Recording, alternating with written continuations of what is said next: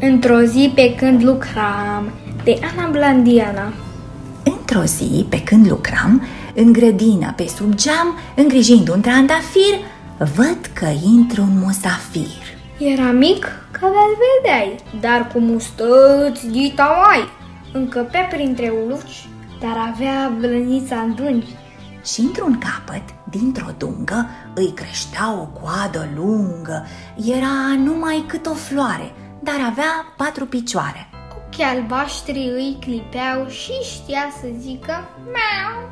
Ba să vezi și să te bucuri, sărea în aer după fluturi și știa chiar să se joace cu câteva ghemotoace. Oare ce-ați fi făcut voi cu acest musafir de soi? Eu, oaspetele important, l-am tratat cu lapte cald. Ca să-l conving să rămână, i-am dat și un pic de smântână. Și, pentru că era mic, l-am botezat Arpagic.